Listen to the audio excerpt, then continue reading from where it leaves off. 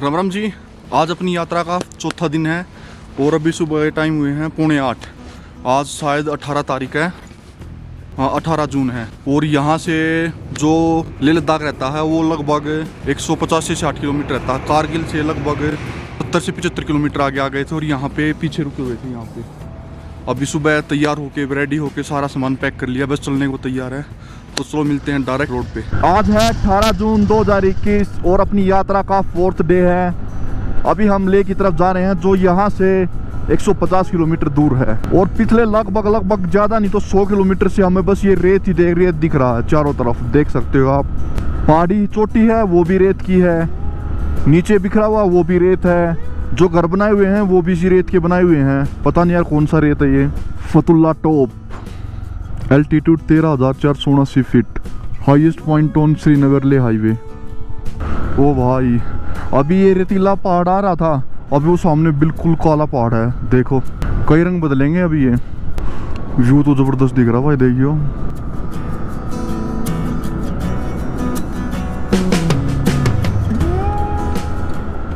यार ये कैसे पॉसिबल हो सकता, देखियो एक ही पहाड़ी है, ये नीचे अलग अलग है।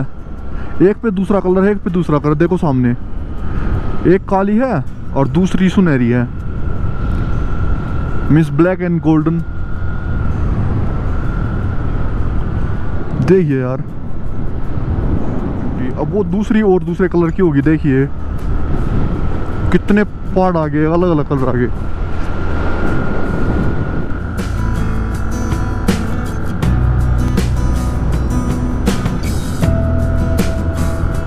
लो जी अभी है खलसी में, जो लास्ट चेक पॉइंट था। यहाँ पे जो उस तरफ है ना, वहाँ पे रैपिड टेस्ट होता है। अगर आपके पास RT-PCR है तो रैपिड टेस्ट करेंगे, अगर आपके पास RT-PCR नहीं है तो आगे जाने ही नहीं देंगे। और अगर बाई चांस आप यहाँ से गलती से निकल जाते हो ना तो आपको लेह में एंटर नहीं करने देंगे। तो यहाँ पे पहले अपनी RT-PCR दिखानी पड़ती है, नाम एड्रेस बताना पड़ता, सारी चीज़।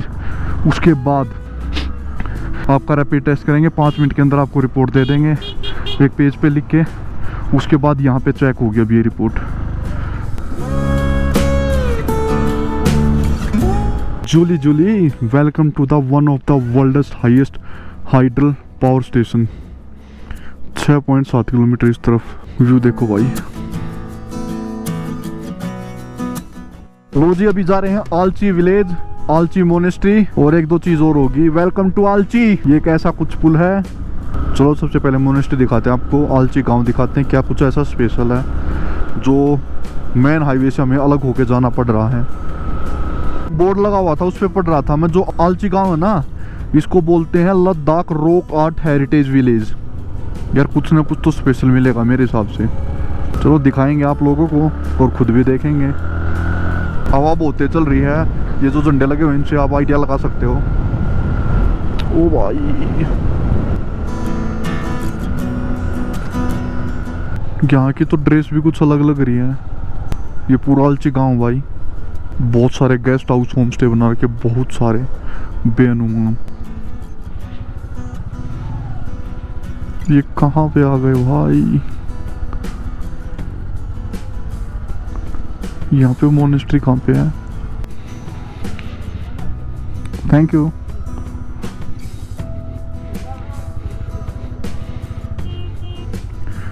आलची चोस्कर टेम्पल।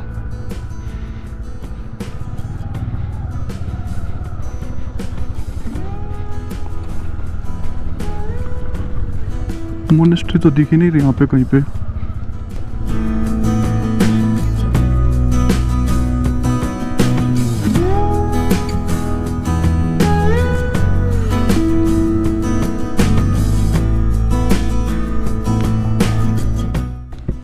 क्या मोनेस्ट्री है भाई यहाँ पे?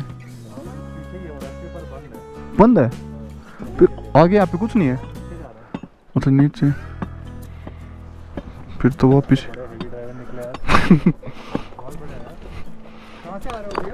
हरियाणा से भाई, हरियाणा से।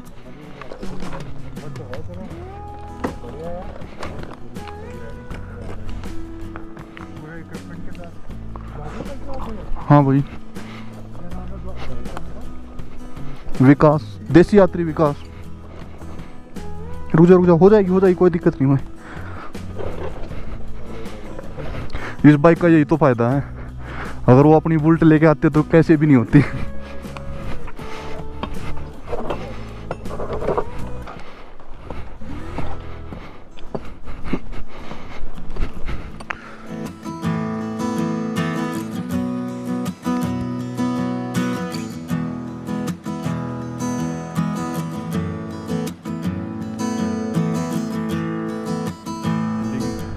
यहाँ से 4 किलोमीटर है, तो चलो भाई देख आते हैं इसको भी। ये रोड है। वेलकम, जय हो। राम राम जी, लिक्कर मोनेस्ट्री पहुंच चुके हैं, जो कि लद्दाख से 50 किलोमीटर पहले है, और जो मेन हाईवे है उससे अप्रोक्स 4 से 5 किलोमीटर अंदर अप्रोच रोड पे है। तो ये देख लिया, जो मेरे पीछे आप देख रहे हो, इसका अच्छे से व्यू दिखा देते हैं।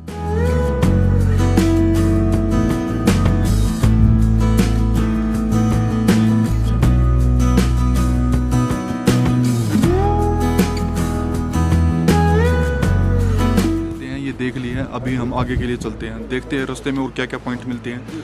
शायद थोड़ी आगे एक पॉइंट और मिलेगा, उसके बाद शायद संगम मिलेगा, फिर 1-2 पॉइंट शायद मैग्नेटिक हिल से या 1-2 पॉइंट और मिलेंगे। जो भी मिलेगा देखते हुए जाएंगे। अभी टाइम हुआ है 12:10, तो उम्मीद करते हैं शाम को 4-5 बजे तक आराम तक पहुँचेंगे। फिर कल का भी स्टे अपना लेह में होगा, परमिट बनवा लेंगे, क्योंकि शनिवार को भी खुला रहता, पहले शुक्रवार तक खुला रहता था, लेकिन अब अपडेट कर दिया तो शनिवार को भी खुला रहता। तो अपना परमिट बनवा लेंगे, और जहाँ जहाँ परमिट बनेगा उसके हिसाब से प्लानिंग कर लेंगे। तो चलो मिलते हैं डायरेक्ट रोड पे। जितनी भी दूर तक देख रहे हो ना, बिल्कुल सुनसान है और बिल्कुल सीधा रोड है, ऐसे करके जबरदस्त रोड है भाई। साउथ में दिखे थे मुझे ऐसे रोड, और फिर अब लेह लद्दाख में दिख रहे हैं। तो साथ में कुछ भाई और थे जो महाराष्ट्र से हैं, उनमें से किसी एक भाई ने देख लिया, वे 4-5 भाई हैं, राइडर हैं वे भी सारे। तो उनमें से एक ने देख लिया, फिर उसने कहा कि देखने चलते हैं वो दोबारा, पीछे चलो। 2-3 किलोमीटर आगे चले गए थे, और ये 7-8 किलोमीटर अप्रोच रोड पे है।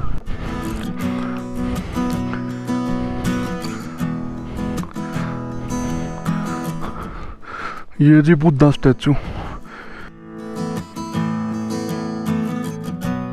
The foundation stone of 13 meters Buddha statue laid by 14th Dalai Lama, 13 August 2002। और भाई साहब व्यू देखो, तो देखते हैं यहाँ से कितनी दूर और होगा। वहाँ पे ना 2 नदियों का संगम होता है, वहाँ जाके दिखाते हैं। इस तरफ है संगम कैफे।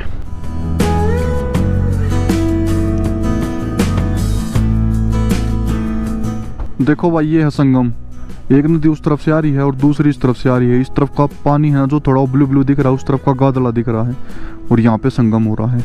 इसके बाद वहाँ ऐसे मिल जाती है, फिर भी गादला ही दिख रहा है। ये पूरा एरिया है, ये संगम है, और ये वर्ल्ड हाईएस्ट राफ्टिंग पॉइंट है।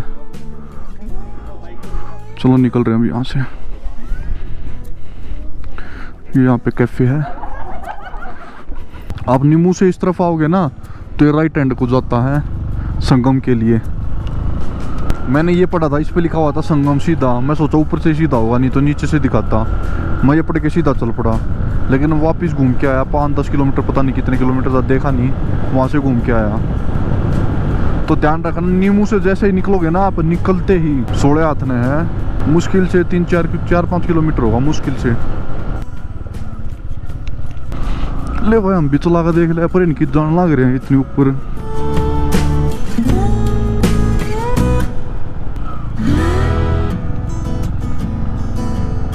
पर पहाड़ी पे क्या है भाई?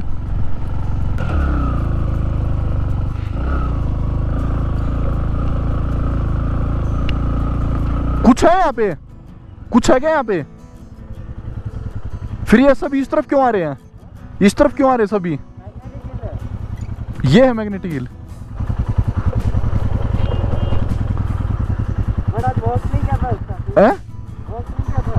नहीं कर रहा ये कुछ मैग्नेटिक हिल हुई, कुछ ना मैग्नेटिक हिल हुई। अपना वापस चलना, किसी भी एंगल तो नजर ना लगती कि आप चल रहे हैं, और भीड़ इतनी इकट्ठी हो रही है, देखियो मैग्नेटिक हिल, मैग्नेटिक हिल। ओ भाई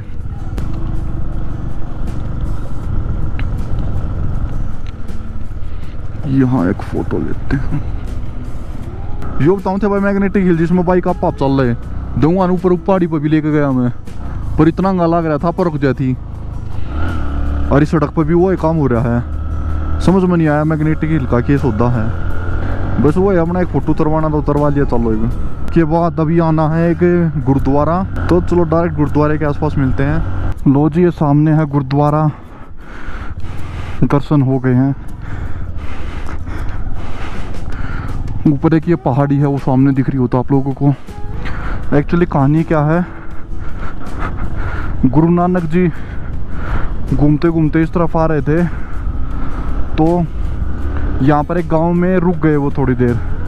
फिर वहाँ पे उन्होंने देखा कि मतलब गांव वालों को ना एक राक्षस परेशान कर रहा है, तो उन्होंने क्या किया, गुरु नानक जी ने वहाँ पे ना तप शुरू कर दिया। तप शुरू करने के बाद ना उसने देखा कि ऐसे ऐसे ना वो परेशान हो गया राक्षस। उन्होंने ऊपर से एक पत्थर भगा दिया, और पत्थर उसको गुरु नानक जी को लगता ही वो सोचा राक्षस की मर गया गुरुदेव, लेकिन वो मरे नहीं, वो सारा पिग उसका मोम का बन गया और गुरु नानक जी उसके अंदर समा गए और बच गए। फिर उसने नीचे आके देखा ना कि गुरु नानक जी इसमें, तो उसने उसको हाथ लगाया।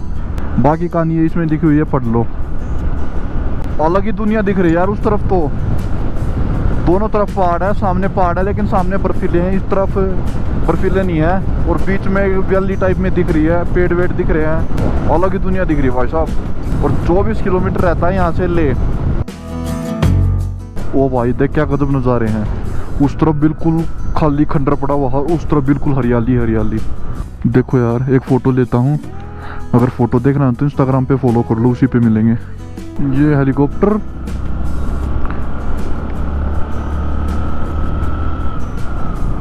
जो कि है आर्मी के दोनों, मेरे ख्याल में एयरफोर्स के दोनों मंत्री से लग गए। बाकी तुम बता दोगे, वो कमेंट करके बताइए कौन से हेलीकॉप्टर हैं ये।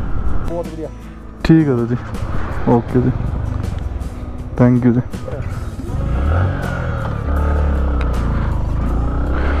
ये भाई अभी तो बंद है, hall of fame, war memorial सभी बंद बता रहे हैं।